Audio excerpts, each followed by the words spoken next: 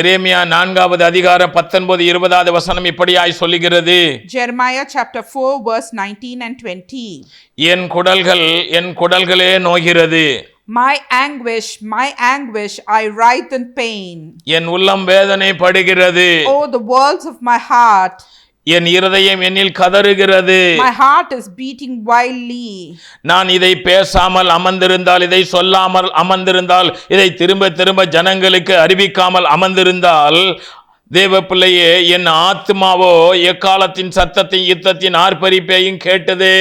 I cannot keep silent. I cannot be quiet without revealing to this people, for I hear the sound of the trumpet, the alarm of war. நான் அந்த காரியங்களை சொல்லாமல் அமர்ந்திருக்க முடியாது.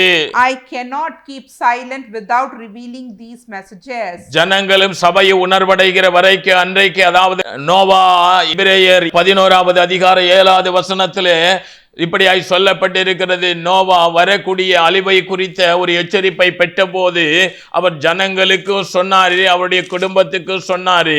ஆனால் ஜனங்கள் அதை கேட்காதபடி அழிந்து போனார்கள். ஆனால் நோவாவுடைய குடும்பமோ பாதுகாக்கப்பட்டது. How Noah, when he heard the warning message from God, he did not keep silent, but he told to the people and his own family. But the people did not give ears to his warning, but his family, they gave ears to his warning, and they were saved. It is mentioned in Hebrews chapter 11 verse 7. ஏனென்றால் நோவாவுக்கு தேவன் முழு உலகமும் ஆக்கினைக்குள்ளாக தீர்க்கப்பட்டிருக்கிறது என்று தேவன் சொன்னதினாலே அவர் இந்த காரியத்தை குறித்து பேசிக்கொண்டே இருந்தார். Why Noah was speaking about this every day? Because God told him and warned him that the whole world were condemned and it will be judged one day. அவர் இந்த எச்சரிப்பை குறித்து சொல்லிக் கொண்டே இருந்தார். ஒரு பகுதியிலே பேழையை உண்டாக்கி கொண்டே இருந்தார். One side he was giving this warning message to the people that God has condemned the world, and on the other side he was making the ark. ஜனங்கள் உலகத்திலே புசித்தார்கள், குடித்தார்கள், பெண் கொண்டார்கள், பெண் எடுத்தார்கள், விளையாடினார்கள், மகிழ்ந்தார்கள், கூத்தடித்தார்கள், கும்மாளம் போட்டார்கள். அவர்கள் நோவாவை பார்த்து ஏளனம் பண்ணினார்கள், அவரை அற்பமாய் எண்ணினார்கள். People of the world, they were eating, drinking, singing, dancing, enjoying life, and they were not at all concerned about the warning about what God gave to Noah. They were mocking at Noah and teasing about the words of Noah. என் இருதயம் என்னில் கதறுகிறது. My heart is getting anguished. நான் தேவனுடைய சத்தத்தை கேட்ட, தேவ தரிசனத்தை கேட்ட, ஒரு தரிசனம் அல்ல, ஒரு சத்தம் அல்ல, இப்ப சொல்லப்பட்ட காரியங்களை குறித்து பல பகுதியிலே தேவன் எனக்கு வெளிப்படுத்தி இருக்கிறாங்க. இது அவ்வப்போது ஒவ்வொரு ஞாயிற்றுக்கிழமையும் சபையிலே என்னோடு எழுப்புதல் ஊழியங்களில் வரக்கூடிய தேவனுடைய பிள்ளைகளுக்கும் இது ஏற்கனவே நான் 2019ஆம் ஆண்டு 20ஆம் ஆண்டு எழுப்புதல் ஊழியங்களுக்காக ஊழியர்கள் மீட்டிங்ல போன பகுதியிலே இதை குறித்து அநேக மீட்டிங்ல பேசியிருக்கிறேன். God has prophesied to me about all these destruction. I cannot keep quiet after listening to this.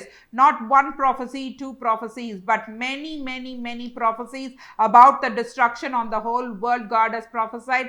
And I have given this as a warning message wherever I went for the revival meeting. And people who are engaged in the revival ministries with me know about this. And in my church, the believers also, I have warned about this. And we keep on praying for this. என் ஆத்துமா எக்காலத்தின் சத்தத்தை யுத்தத்தின் ஆர்ப்பரிப்பையும் கேட்டது. My soul has heard the sound of the trumpet and the alarm of war. நாசத்துக்கு மேல் நாசம் வருகிறதாய் கூறப்படுகிறது. Crash follows hard on crash. தேசமெல்லாம் பாழாய் போக போகிறது. The whole land is laid waste. தேவ பிள்ளையே, children of God, இந்த காரியத்தை குறித்து பேசாமல் இருப்பதற்கு என்னால் கூடாது. I cannot keep silent without speaking about this.